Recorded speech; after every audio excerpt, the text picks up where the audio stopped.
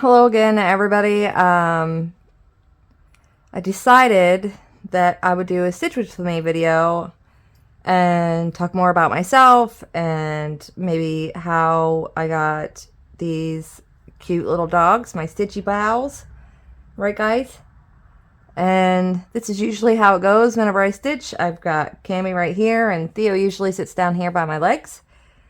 And we just have a relaxing day, huh? Yes, we do. Huh. I am stitching on, this is the Pledge of Allegiance by the Cross Stitch Studio. I have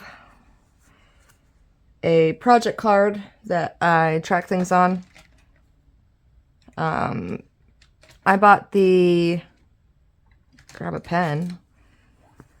I bought this white piece here, I believe, off of Etsy, and then I just cut the rest of this out and taped it all onto extra thick cardstock so that way it's not gonna bend really easily. But this is how I keep track of how many days I've stitched on things, and I write down all the information for them and what I'm stitching with, when I started it, and so on and so forth.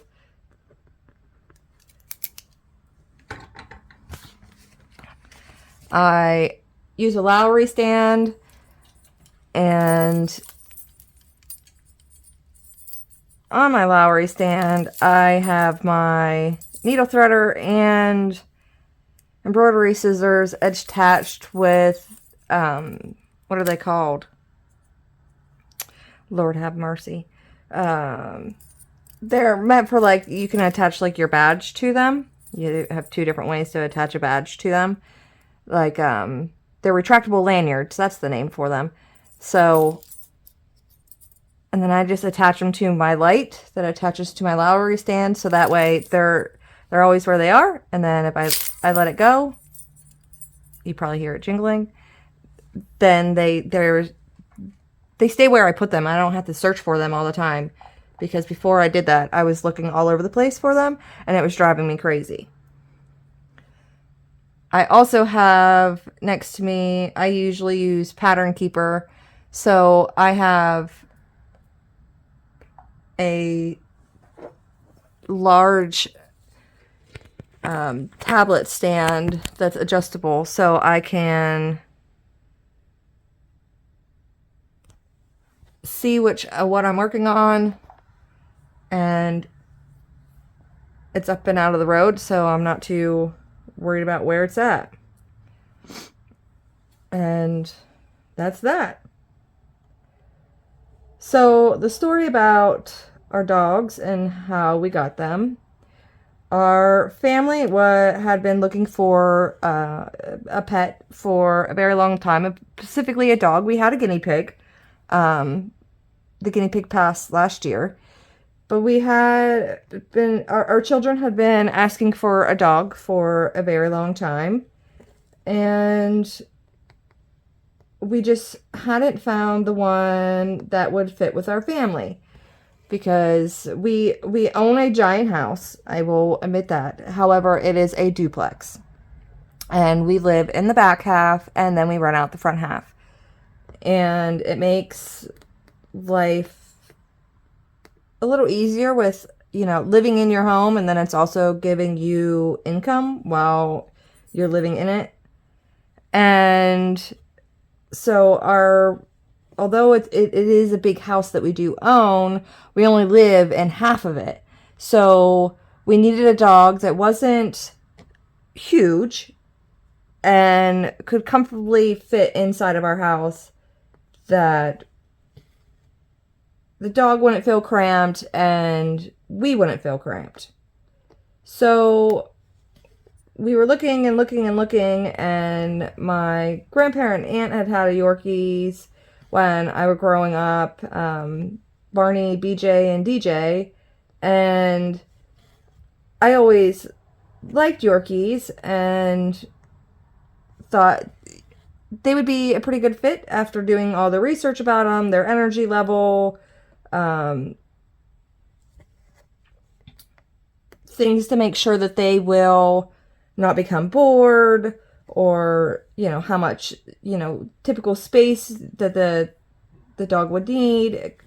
I take picking a dog pretty seriously. My friend is a dog trainer and a groomer. She owns Canine University Training and Grooming, and we experience a lot of people who didn't do their research on a dog, and then there's behavioral problems with the dog, and it can be hard to retrain those dogs.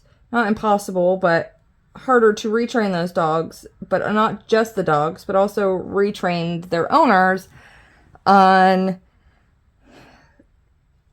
the specific needs of that breed of dog that they chose. So I encourage anybody who's looking for a dog to do massive amounts of research on any breed that you plan on doing, and maybe not pick an animal just because of the looks of them, but what breed is specifically good for your lifestyle and your family. Anyways, so after doing a lot of research, we thought maybe we would want a Yorkie, but I was hesitant to pull the trigger on it because I really like to rescue animals and give them a loving home that they needed, and I didn't want to buy. So it took a while because most of our local rescues and shelters, they don't post the smaller dogs they have because they get bombarded with calls and emails about the little dogs, and the bigger dogs gets stuck in there longer. So I just kind of wasn't really looking. And then my friend got a client in for training some her dogs, and she ran a rescue, and they had a little Yorkie, which would have been Theo at the time. And when she found out that Theo was there, it was immediate that she thought of me. She knew I had been looking for one and wanted a Yorkie. And so she gave me a call, and then she had brought Theo into the training center, and we met him, and he was shy and a little nervous, and I was a little nervous because he was just a little guy. He was around about 10 months old, and I wasn't sure, how, because we have 3 children that still live at home. And Lydia at the time was 5 or 6. I think she was 6. And little kids with little dogs, they can be afraid of them. It's not common for Yorkies to be afraid of little kids. They usually love children. But I was nervous that maybe, it being he didn't start out as a puppy in a home with a bunch of people, that it would stress him out. I was worried about him. Not so much that, oh no, we might not get the dog we want, but more so that the dog, that he would be uncomfortable. But he loved the kids. He was all over them and wanted to play ball and tug of war, and so we decided, yep, he fits, and he's coming home with us. So I live in Pennsylvania, and Theo came from a rescue called Whiskey Acre Sanctuary, and it's closer to Pittsburgh, Pittsburgh is a 2.5 hour drive from where I live, and it's a pretty decent drive to go and pick up a dog, but that didn't deter us none. And sorry, gotta mark off some of these stitches, or I'll get lost on where I am. And she had obviously had taken him back down to the rescue, and so we had to do the application, apply for it, show that, previous animals we have, that they were taken to veterinary care and things like that. The normal things that you have to do in order to adopt a dog. And it was about a week later, we went down and we picked him up. And he was nervous and scared, and, we were all trying to be pretty reassuring, don't crowd him, all that kind of stuff. And it's like he was meant to be our dog, because the closer we got to our town, all of a sudden, like, he perked up and he was excited and he was jumping all over the place and, licking us and going insane. He was, it was like he knew he was almost home. And we got him home and we were training him, because he wasn't housebroken, unfortunately, and which is common with a lot of these little dogs. They're a lot harder to house train. And we were training him and just, doing normal things you would do with a dog, learning about his personality, the things he likes, the things he doesn't like, is there any, do we need to train him? Like, if we go to pick up his bone, can we take it from him? Different things that you need to evaluate to make sure that, the dog isn't going to be a danger to himself or somebody else. And yes, it is a little dog, but it's important to train all your animals to make sure that they are a proper fit. And, that you don't have to worry about them doing something that you don't want them to. And he was a little wily and crazy, and it took us a little bit. And then he seemed restless, and, getting him to train to walk on a leash, he's still not perfect with that. But most of the time he does a pretty good job with walking on his leash. Sometimes he does want to try and drag you, which luckily he's a 8-pound dog. It's not like he's going to drag us all over the place. But I like my dogs to walk next to me, and it's okay if they venture out and want to sniff something or anything like that.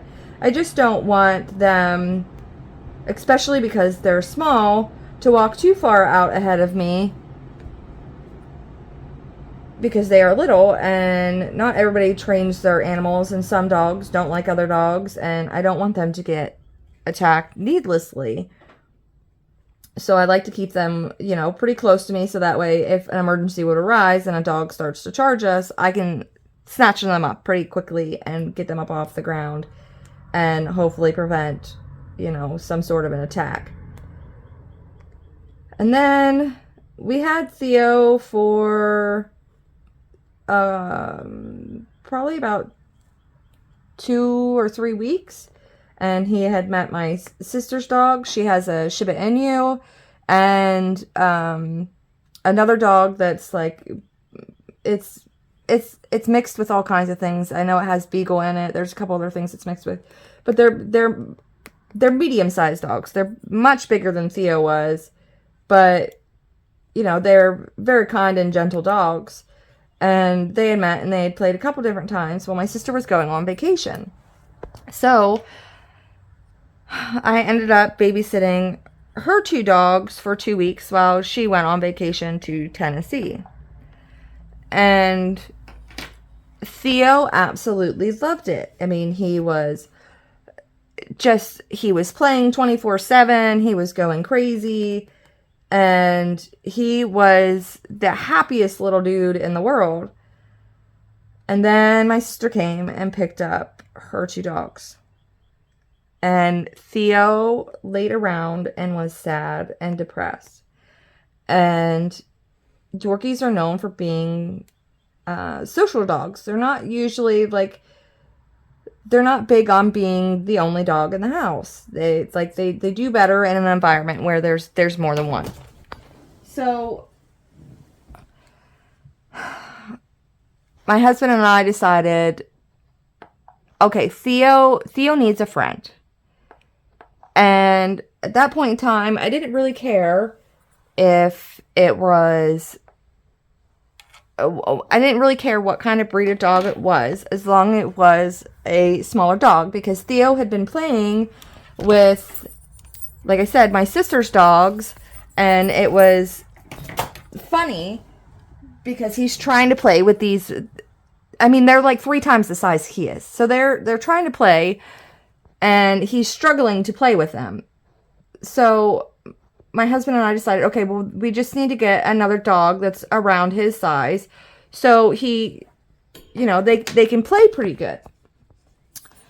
And we were looking and looking and looking, and eventually I called my best friend Coral, who is, like I said, she's a dog trainer and a groomer. A lot of the dogs that she will get in are from rescues, and she gives them a discount and everything for bringing their dogs there.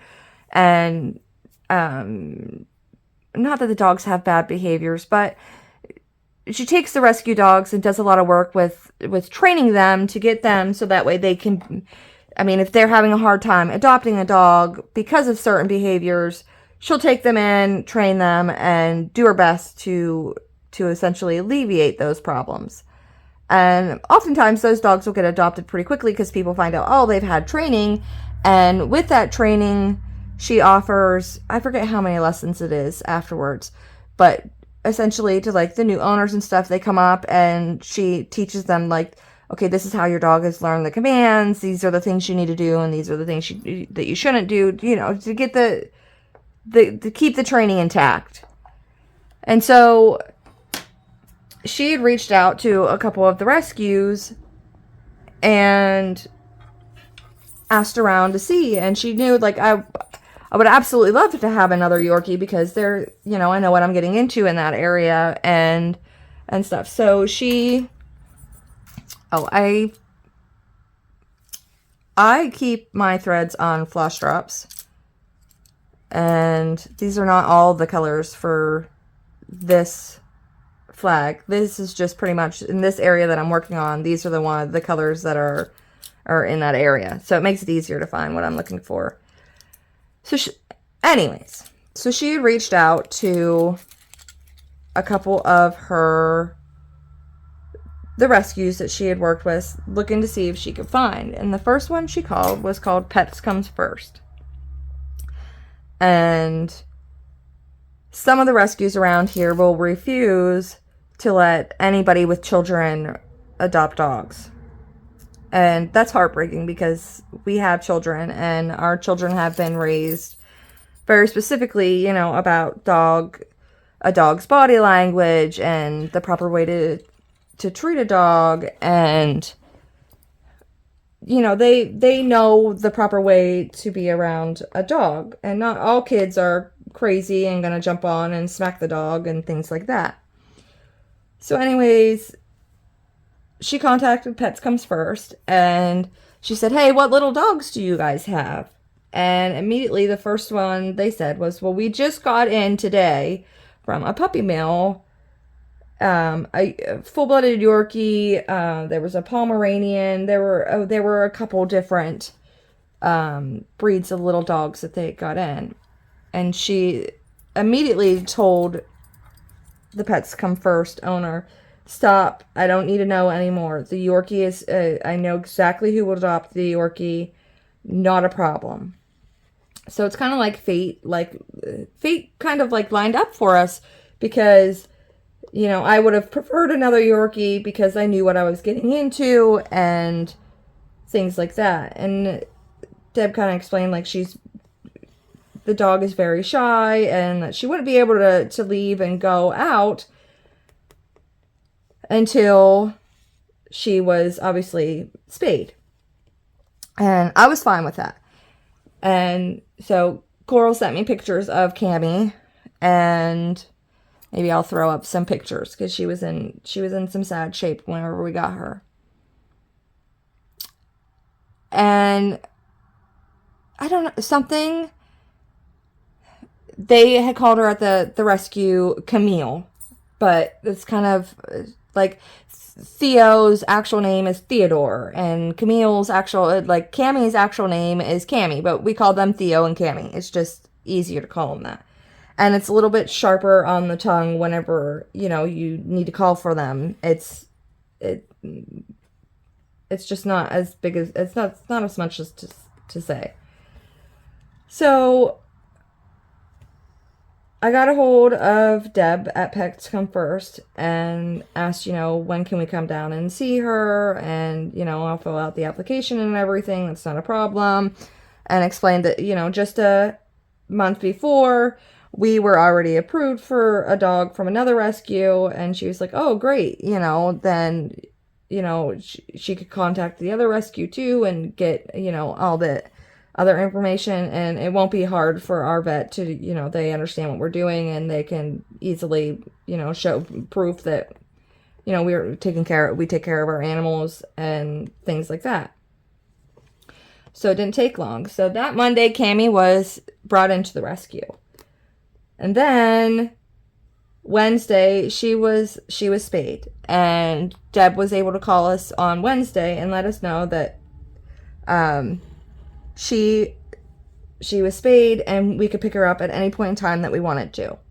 We just had to come down, and this is just outside of State College, Pennsylvania, which is where the Penn State University is. So we were like, well, my husband doesn't have off work till Friday, so we will come down and pick her up Friday. No questions asked. And all of our kids were, they came down with us.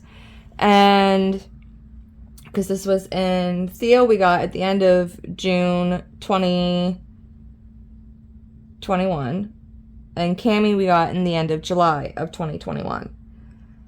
And I wanted to make sure, that she was okay around the kids, and that she wasn't going to be nervous or things like that. And we had found out that, because she was a puppy mill mom, she really didn't have much human interaction.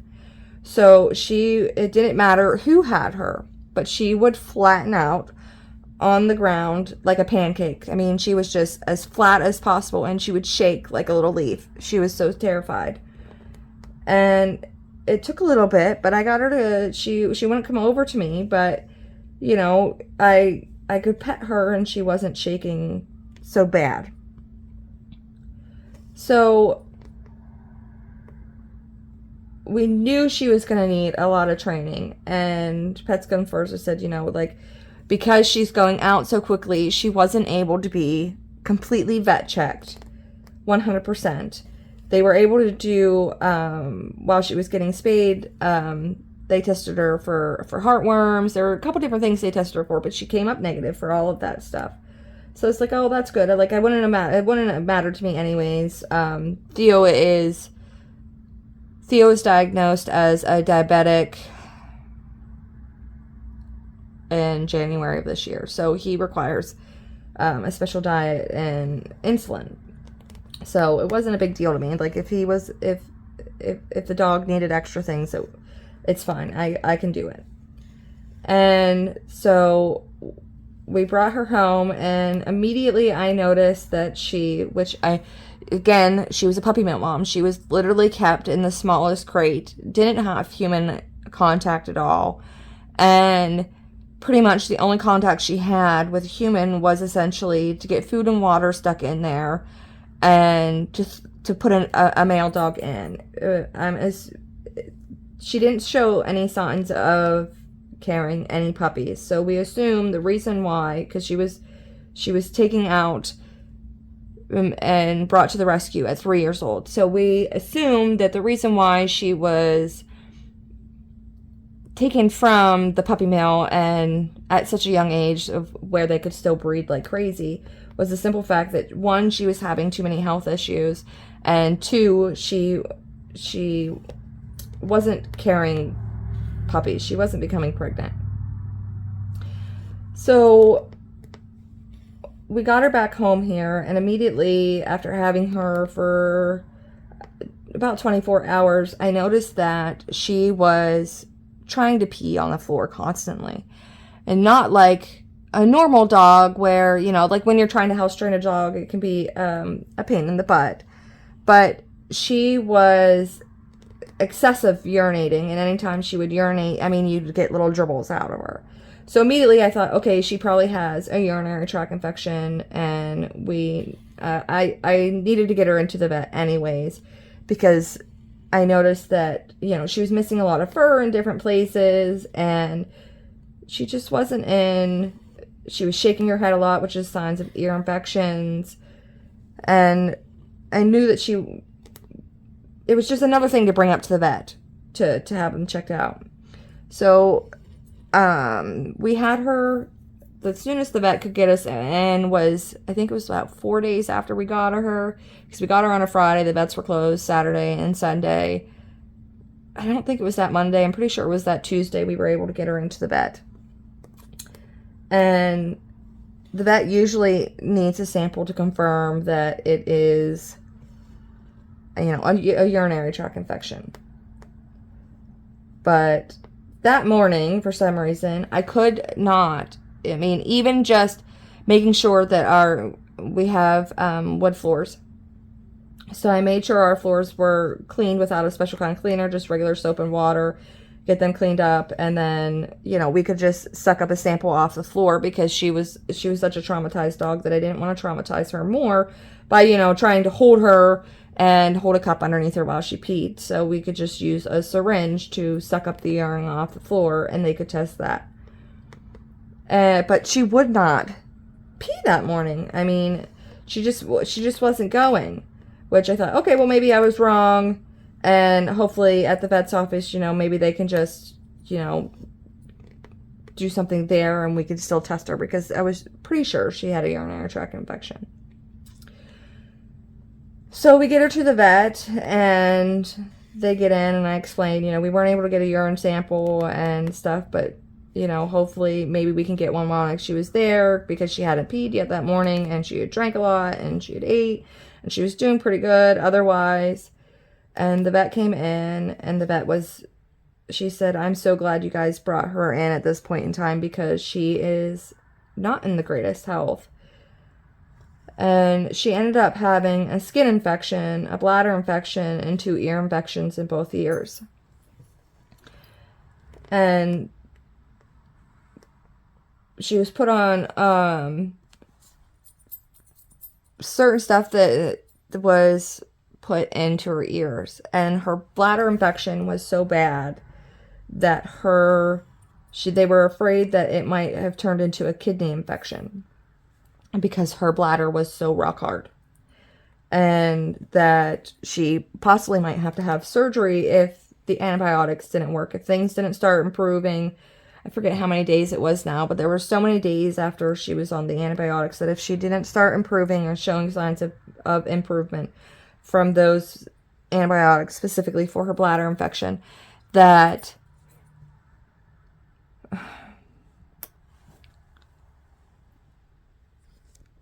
they wanted her back in immediately, so they could immediately start checking things, run other tests to see if her kidneys and everything were functioning properly.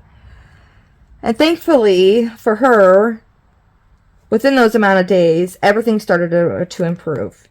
We were able to start, getting her on doing what we call house training schedule, which is, if they're laying there and they're napping or anything, you immediately take them out and go to the bathroom. If they don't go to the bathroom at that point in time, you put them in a crate for approximately 5 to 10 minutes, and then so that way they don't pee in the crate. Unfortunately, that didn't work for Cami, because again, she was a puppy mill mom. So for her, the crate can also be used for a bathroom. So for her, it was just more or less watching her like a hawk constantly. And if she was showing signs of going to needing to go to the bathroom, it was immediately picking her up and taking her outside to go to the bathroom. Because when we got her, she was terrified of a leash. A leash, absolutely. I mean, she was so scared of a leash. And she didn't know how to go up and down stairs. She couldn't jump. She didn't even know how to bark. It was sad for her. So immediately, as soon as you noticed that she needed to go to the bathroom, you had to pick her up and run her outside. And that worked. After about 2 weeks, you were able to trust her a little more. She still doesn't tell you if she has to go to the bathroom. And we've now had her for almost 2 years now. In July, we've had her for 2 years. Or she'll be 5 years old, actually on the 21st of this month. And so she still doesn't tell you that she has to go to the bathroom. So you have to... I mean, I don't really have to pay attention to her because she's now I call her my sidekick. She is my shadow. Wherever I go, she will follow with me. If I get up out of this chair right now, she will. If I go to the bathroom, she's coming with me. If I go to bed, she's jumping up at the side of the bed telling Mom, pick me up. I want up there with you. So she's very much so my little buddy. And she loves to be around me. And I'm her, well, everybody in the house now is Comfort, but at the beginning I was her safety blanket, essentially. And it took about a month for her to gain some trust. We had to attach a short leash to her. It wasn't, man, that doesn't want to go in there. A short leash. It was only about a foot long, so not long enough that, and it was only attached to her when, well, obviously we were awake. And for the most part, like I said, she sat next to me, so I didn't really worry too much that she was going to like jump down and strangle herself or anything like that. But that was the only way to get her comfortable with the leash. So after about a month, we got her comfortable with a leash, and she was, we were able to finally, just attach a leash to her and get her to walk on the leash. But she still didn't know how to go up and down stairs while attached to the leash. So that led to us encouraging her. Treats wasn't something that we can encourage her with. It wasn't, she's not a treat motivated dog. She's very much so motivated by attention. She likes attention. More so, specifically, she likes attention from me. So we got her to the point where, lots of cheering and praising and, acting like complete. And I'm sure our neighbors thought we were nuts outside, going crazy. And every time, she went up and down the stairs, praising her a ton and making it all a big old giant racket. Really. And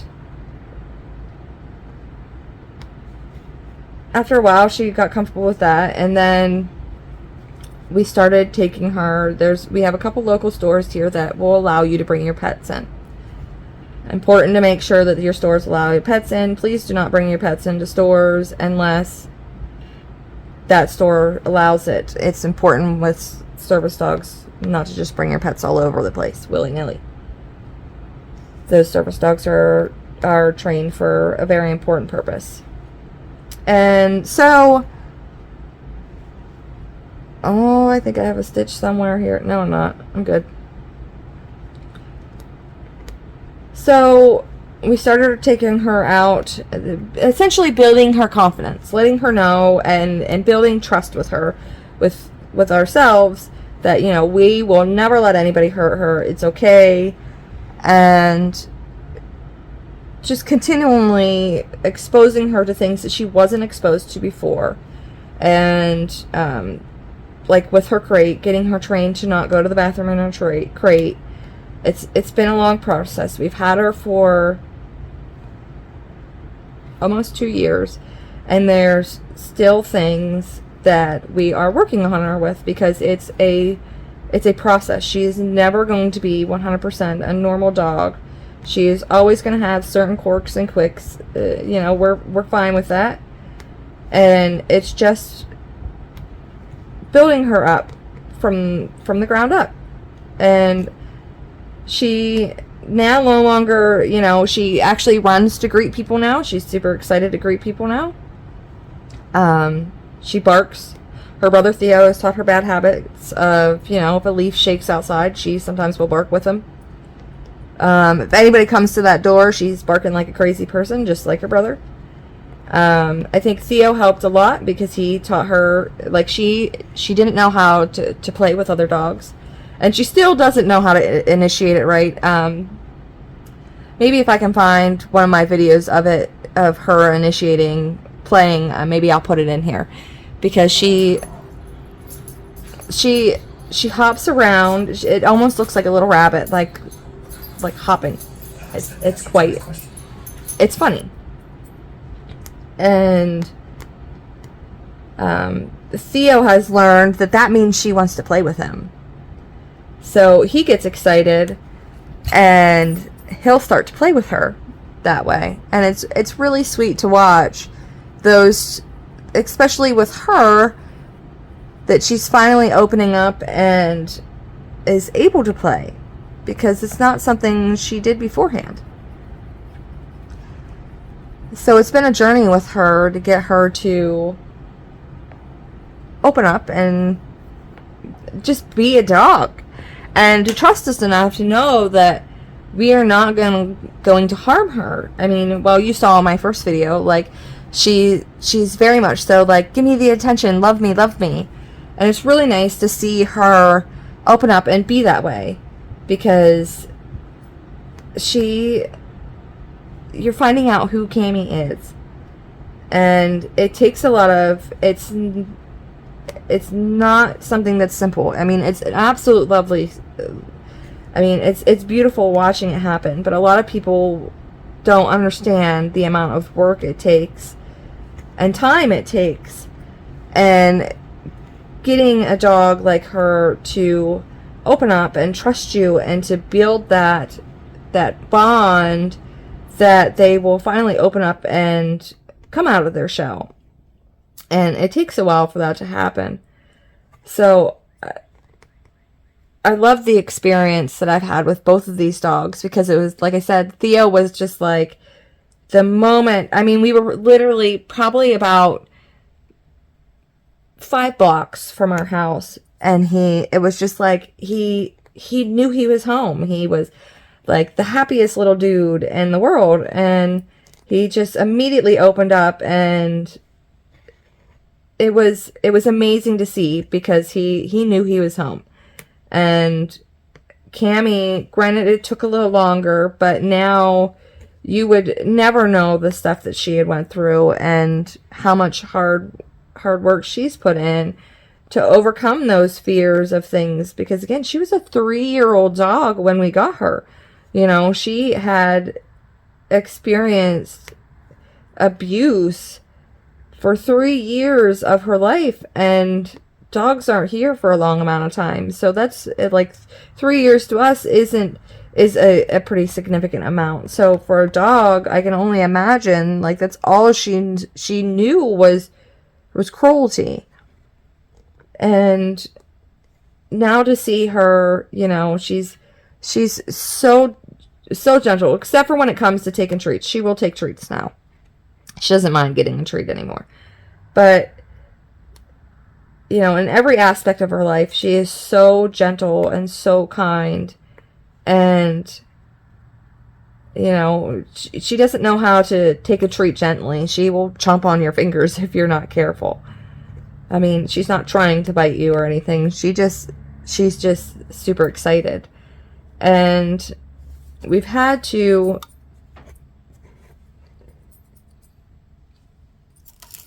put her on a special diet because we found out that she's allergic to chicken and turkey and duck and any sort of, you know, poultry or fowl. So she's on, well, both her and Thea both eat the same kind of food, but it's just, making sure that the food that they do get isn't going to cause her to become itchy and then cause her to have another skin infection, because we don't want to, make her life uncomfortable. And then Theo, because he's diabetic, he requires, us to watch carbohydrates and stuff in his food and monitor him, and which also causes, if you noticed, I'll show you here in a second. Theo has, right there, Theo has what's called a belly band on. And Theo has this belly band because he is diabetic, and it causes him to have excessive urination. And that excessive urination can, hold on here. That excessive urination, he was, how do I put this? He was completely and utterly fully house trained for quite a long time, over a year. And then all of a sudden he just started, and the amount of urine that was coming out of this dog was ridiculous. I wouldn't have expected such a little dude like him to be able to produce that much. And we're talking constantly this dog was going to the bathroom. And not just like in a little bit of a way, like a lot of bit of a way. He was constantly. You could have taken that dog out every 10 minutes and he would have went to the bathroom. He had to go that much. And so we found out he was diabetic, so I don't remember where I was going with that now. But anyways, he requires that. And with insulin and everything else that we had to buy with him, I don't want to have to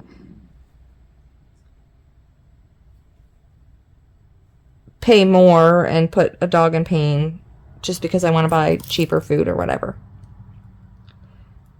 Lay down. There's nothing going on. Chill out, both of you. I only moved it a little bit. It's okay. So I better mark these stitches off or I'm going to get lost. So Cam and Theo have... Cami will be 5 on the 21st of March. Theo will be 3 in July. And we've had them for a while. And they're... Here she comes. They're our best friends. Hold on. Come here. But they're my buddies. And that's how we ended up with the both of them. Theo was much happier once we got him a friend. And he was happy. And Cam, it was like she was, we were hoping to get a Yorkie. And we found one. And that's how she ended up being here. Other than that, maybe a little bit more about me. So I am... Funny story here. I am the second to youngest. I have 3 siblings. So my children, my parents had 4 children. I am the second to the youngest, and they had all girls. And my husband and I like to joke that it was just kind of like fate. We were meant to be with each other. Because his parents had 3 children, and all of them were boys. And my husband is also a middle child. The weirdest part is both of our younger sibling was born on July 5th. They share the same birthday. So, whoops, I smacked you. And we always joke that like we're meant to be together. We're pretty similar in the sense that like we're both very relaxed kind of people.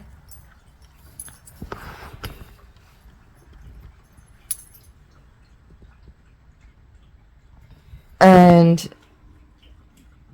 we were just meant to be. We're very much, very similar. We're both very relaxed kind of people. I mean, it takes a lot to get us excited about anything. But, oh, come on. There we go. So, my husband and I met a long time ago, anyways. But I became a teen mom when I was 17 years old. I was on all kinds of birth control. I shouldn't have been able to get pregnant. I was actually on the birth control shot, and I ended up pregnant. And I kept my baby, and it ended up being a son. There was a lot of issues and problems with that pregnancy. My water started leaking when I was 28 weeks pregnant, and it was a whole thing. So I had him when I was 17. He is now 16 years old, and he's an absolutely wonderful kid. He doesn't give me any problems at all, really. And then at 21, I had my daughter Abigail, and she is now 13 years old. She just turned 13 in January. And she's the one that I say that she tricked me into having another child, because my son was this wild, crazy, the typical boy, and drove me absolutely insane. But Abigail was the one that tricked me that, Damon was the odd one out. Most children aren't crazy like he is. He was just a very adventurous little boy. So after having Abigail, 2 months old, the kid was sleeping all night long. Damon was 3.5 years old when Abigail was born, and the kid still wasn't sleeping all night long. And, Abby she tricked me into a false sense of, this is why most people have more children, because this is the experience most people have. So my husband and I decided to have another child. My oldest son, Anthony, is actually biologically not mine, but my husband and I are the ones that raised him, so I call him mine. And I would fight somebody if they said he wasn't mine. I want everything for that kid, and I love him just like he is my own, because to me, he is my own child. I don't think of him any differently, and that's that.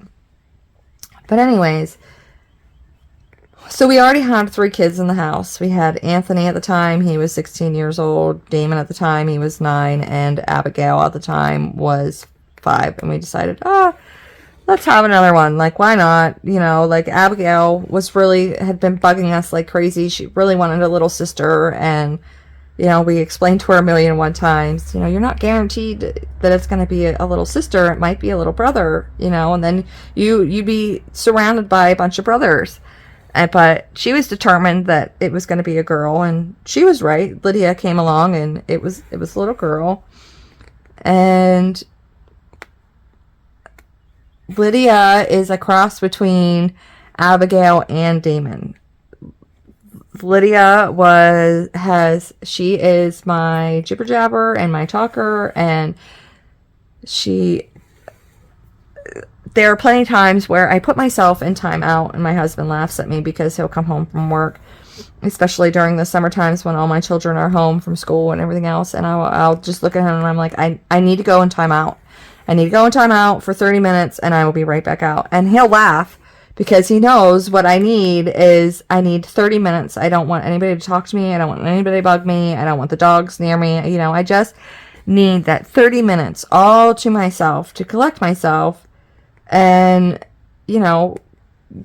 being able to go back, because I don't want to scream at them for something that it's not their fault that I'm overstimulated. It's not their fault that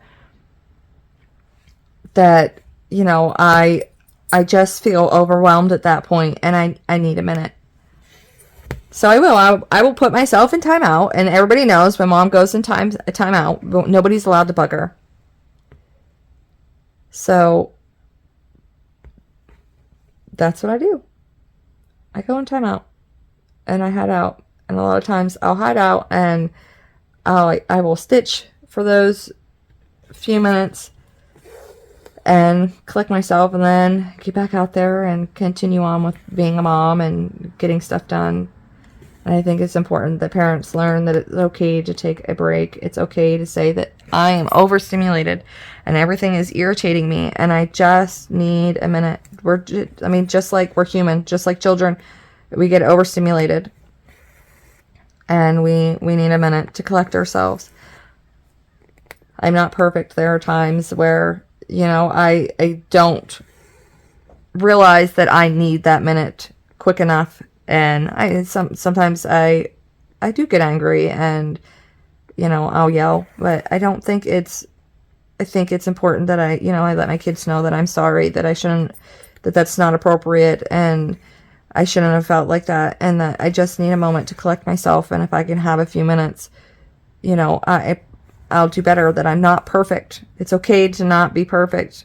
I'm not a perfect person. I'm not a perfect parent. I'm not a perfect mom. I'm not a perfect wife. I'm not a perfect, I'm not perfect. I am human, and it's okay to be human.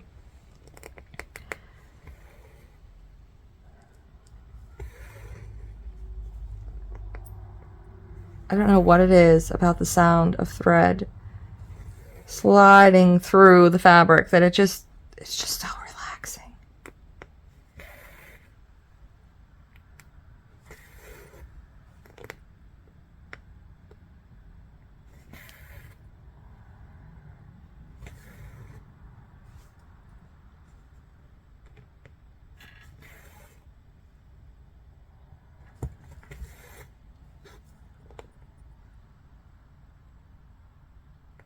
Nope, there's a mistake somewhere here.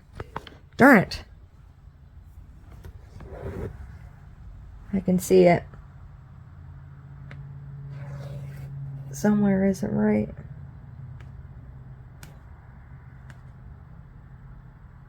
And these tiny, tiny stitches are not always the easiest to see.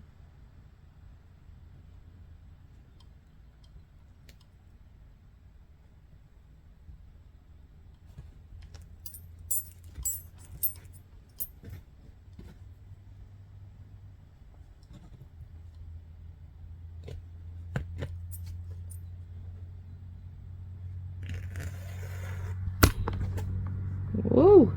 I smacked you, sorry. There we go.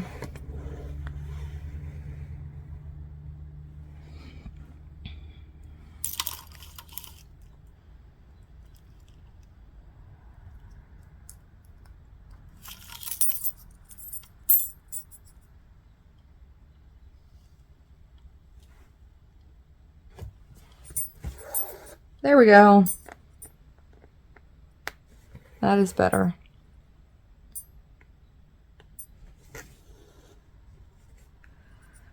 Oh man. It's almost time. I'm gonna have to take these puppers out, puppers to go OUT, because if I say that, if I don't spell that, Theo will start freaking out, because he likes to go OUT. He likes to go for walks.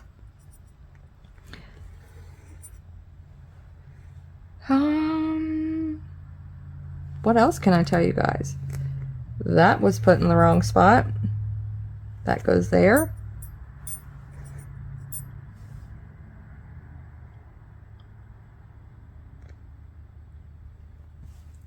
So I think 2 out of the 3 of my children that still live at home are like super stoked. Mom started a YouTube channel and like really excited. I'm just like, guys, don't watch it while I'm around. Like, I can't. Don't do that. And they're just like they look at me like I'm crazy. Like, why not? And I'm just like, because I don't know. It feels weird to me. I don't want you to watch it. And then I was like, okay, you can watch it, but put headphones in because I don't want to hear myself. That's probably how everybody feels. Don't watch it while I'm around.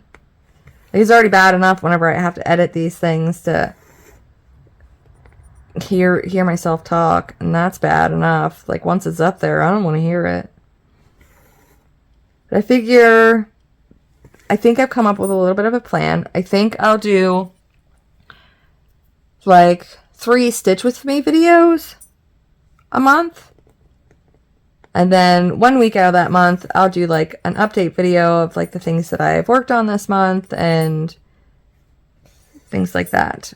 Just so that way we can have content up and on here, and you're not just seeing what I'm doing just once a month. And we can sit down and have a chat because nobody around here stitches either. So I always tell everybody this is my granny. This is my granny hobby that I like to do.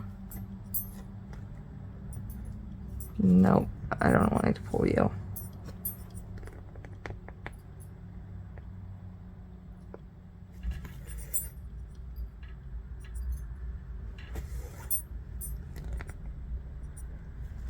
But I don't have many people that I don't know anybody that stitches anymore, and it's really sad. My grandmother passed away. My Grammy smell that taught me how to do this. She passed away quite a few years ago, and unfortunately, sorry. Hey, guys.